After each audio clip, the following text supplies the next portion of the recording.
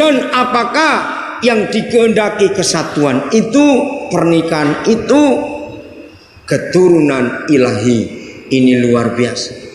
Maka itu kalau pernikahan kita benar, saudara, anak-anak yang lahir lewat pernikahan kita, ternyata itu bukan keturunan monster, tapi keturunan Tuhan. Katakan amin. Karena pernikahan kita benar, anak-anak itu anak yang hebat. Maka itu hari pertama kita belajar, jangan KB kalau pernikahan kita benar. Punya anak 20, 30 itu baik, sebab itu semua adalah anak-anak Tuhan. Katakan amin. Ada yang senyum kiri kanan, gak apa-apa, itu berkat Tuhan. Kalau kita punya anak 15, punya 20 anak yang hebat-hebat, anak-anak yang gak akan menyusahkan orang tua, anak-anak yang gak akan jadi sampah masyarakat, tapi anak jadi berkat, karena semua mereka keturunan ilahi. Katakan amin. Dahsyat, tepuk tangan buat Tuhan Yesus, saudara. Anak-anak itu yang dirindukan Tuhan lahir di negeri ini. Saudara, saya bisa membuktikan ada anak-anak monster, saudara. Dalam Kejadian 6 zaman Nuh, kita semua tahu. Maka di situ saya menemukan satu istilah yang sangat mengagetkan. Ada banyak khotbah yang salah tentang orang raksasa, gagah perkasa. Itu semuanya negatif. Itu semuanya roh setan dalam hidup orang-orang itu. Mengapa muncul orang-orang itu? Karena ada kawin campur dan kawin ngawur, lahir anak setan, saudara. Maka itu yang kawin campur, bukan sukunya beda, rohnya yang beda. Karena kalau yang satu penuh Roh Kudus, yang satu roh lain, anaknya ini roh apa? Maka bukan keturunan ilahi. Ini yang jadi monster-monster itu. Ini kawin campur. Lalu apa itu kawin ngawur? Sama-sama Kristen, tapi selama pacaran sudah hidupnya enggak karuan, lalu menikah, lahir keturunan setan juga. Cirinya ada 4. Lihat baik-baik. Saya perhatikan di mana-mana. 1, anak-anak yang lahir dari perkawinan yang salah, dari kecil, saudara, roh perusaknya itu kuat sekali. Kalau anak-anak lain punya mainan, itu umurnya 6 jam sehari, seminggu masih ada, setahun masih ada. Kalau anak monster ini 2 jam habis itu mainan, rusak semua sudah.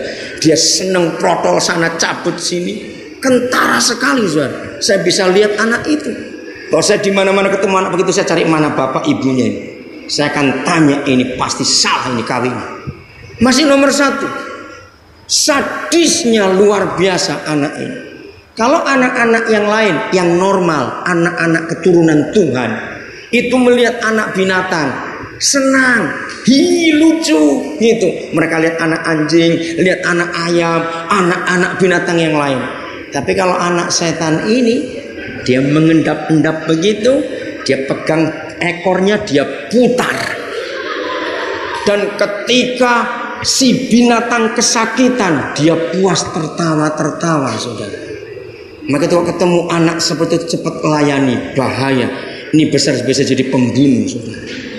Kalau mereka jalan, lihat tanaman, pohon atau bunga, anak yang lain, mereka senang lihatnya. Tapi anak ini langsung cabut, dia rusak pohon itu. Saudara, ngeri anak-anak seperti ini. Saya nggak baca buku ini, saya cuma lihat Alkitab ini saja. Lalu anak seperti ini, saudara, yang diganggu pasti mamanya waktu masih kecil.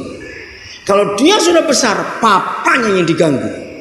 Dari kecil mamanya direpotin terus, nggak mau pisah dari mamanya, nangis terus, puas kalau lihat mamanya itu menderita. Kalau dia sudah dewasa, papanya yang dibuat malu. Ngeri sekali anak-anak seperti ini. Terus dari kecil sudah kelihatan, kalau dia marah, itu rambut dijambak sendiri. Dia geram. Kalau dia nggak puas dengan jambak rambutnya, dia pukulkan kepalanya ke dinding atau ke lantai. Jangan tertawa, ini anak berbahaya sekali. Roh kematian sudah mengikuti dia sejak kecil, saudara. Saya sudah membuat penelitian anak bangsa apa saja, kalau itu anak monster pasti begitu. Kalau dia minta sesuatu nggak diturutin, nangisnya bisa 3 jam, gitu aja, bikin jengkel betul-betul. Lalu suka guling-guling di tanah, kakinya dikosok. Wih, sudahlah. Saudara, tolong gereja layani anak-anak seperti itu. Layani papa mamanya lebih dulu, bertobat, dicabut roh perjinan, roh monster ini. Maka itu jangan kawin campur dan kawin ngawur, berbahaya sekali. Jadi Tuhan merindukan anak-anak yang kudus lahir. Amin. Jadi jagalah dirimu dan janganlah orang tidak setia terhadap istri dari masa mudanya. Mengapa diulang 2 kali dalam 2 ayat ini? Awas, jangan kecepatan baca. Kalau kecepatan baca jadi istri muda, beda dengan istri masa muda itu nanti, saudara. Tuhan mau kita setia pada istri yang pertama. Ingat istri Uria tadi. Tuhan tidak mengakui ini istrinya Daud. Hebat sekali Tuhan kita. Maka dari sini kita melihat ayat 16 bagian terakhir.